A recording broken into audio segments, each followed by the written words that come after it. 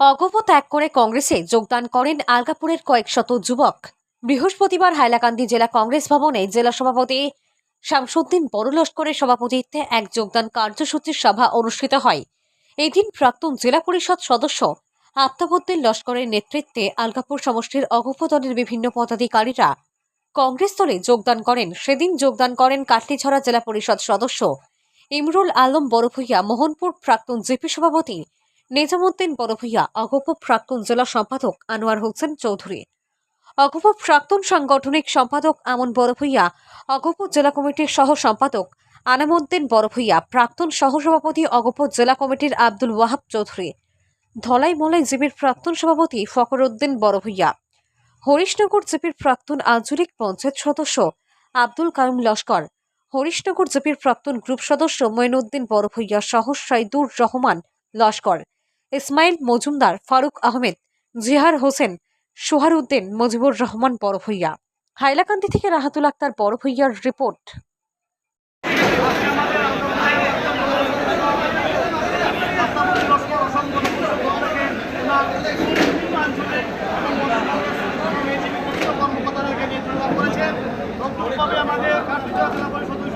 আমাদের উনিও এই নিয়োগ থেকে প্রতিজ্ঞা করে ওনার সঙ্গে বিভিন্ন স্তরের পদাধিকারীদেরকে নিয়ে আজকে কংগ্রেসে যোগদান করেছে। ওনার সঙ্গে প্রায় 200-র অধিক এই কর্মীরা যোগদান করেছেন। ওর সঙ্গে আফতাবউদ্দিন লস্করের অসম গণপরিষদ দল থেকে প্রায় 200 থেকে 250 বিভিন্ন স্তরের কর্মকর্তারা আজকে ভারতীয় জাতীয় কংগ্রেস দলে এসে যোগদান করেছেন। আগামী দিন দেখবেন আপনারা পঞ্চায়েত নির্বাচনের আগে এই এজিপি এবং বিজেপিতে যে দশ নামবে সেটা কখনো তারা রুখতে পারবে না।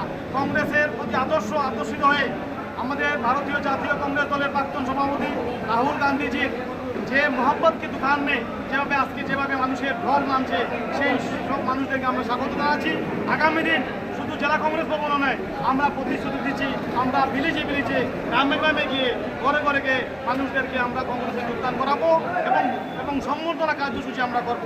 বিগত লোকসভা নির্বাচনে হাইলাকান্দিতে যেভাবে অপূরন্তভাবে আমাদেরকে সমর্থন করে, যে ভালোবাসা দিয়ে যে প্রায় 2,20,000 ভোট আমাদেরকে দিয়েছেন, যার জন্য আমরা গ্রামাঞ্চলে গিয়ে সাধারণ মানুষদেরকে এবং সমাজের বিভিন্ন স্তরের জনসাধারণ যারা কংগ্রেস করেননি বা কংগ্রেসের দলের সদস্য নন, যারা আমাদেরকে সাহায্য সহায়তা করে ভোটদান করেছে, তাদেরকে আমরা ব্যক্তিগতভাবে কংগ্রেস দল থেকে তাদেরকে আমরা সম্বর্ধনা দেবো বিভিন্ন গ্রামাঞ্চলে গিয়ে। এবং আগামী নির্বাচনে পঞ্চায়েত নির্বাচনে দেখবেন কংগ্রেস সেটার ভোট গঠন করবে। 5টা আঞ্চলিক যে ভোট হবে সেই ভোটও কংগ্রেস দখল করবে। বিজেপি এবং ইআইডিএফ নিশ্চিন্ন হবে হাইলাকান্দি জেলায়। দেখুন, আজকের দিনও অসম গণপরিষদ দল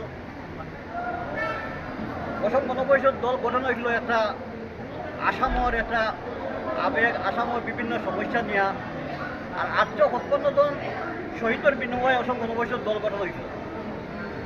আর সেই দল আজকের দিনে নাই। সেই দল আজকের দিনে একটা কোম্পানি হিসাবে রূপান্তরিত হয়ে গেছে গিয়া। আর আজকের দিনে অসম গণপরিষদ দল একটা নফরতের দোকান হিসাবে পরিণত হয়ে গেছে গিয়া। আর আজকের দিনও আমি দেখছি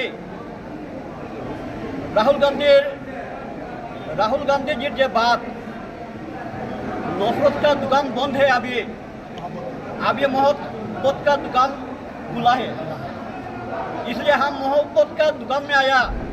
और आज देखा राहुल गांधी जी का बात, आज कांग्रेस हाईलाकांदी जिला कमेटी के साथ आज जो जुग हुआ है, एकदम सही बात बोला है।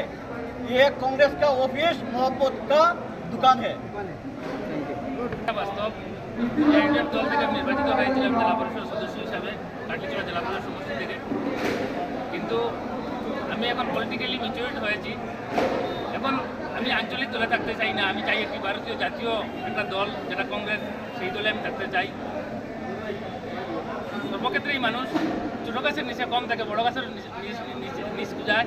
সেই জন্য আমি একটি জাতীয় দল আমি আমার কর্মী নিয়ে আমি সেটা মতামত নিয়েছি এবং আমিও মাই চয়েস যে আমি জাতীয় দলের হয়ে আমি সক্রিয়ভাবে কাজ করব।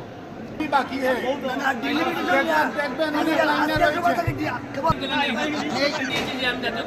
প্রদেশ কংগ্রেস নেতা আছেন হাইলাকান্দির বিষয় নিয়ে